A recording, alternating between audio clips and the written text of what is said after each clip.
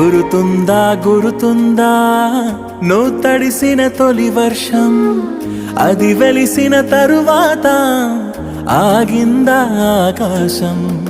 గురుతుందా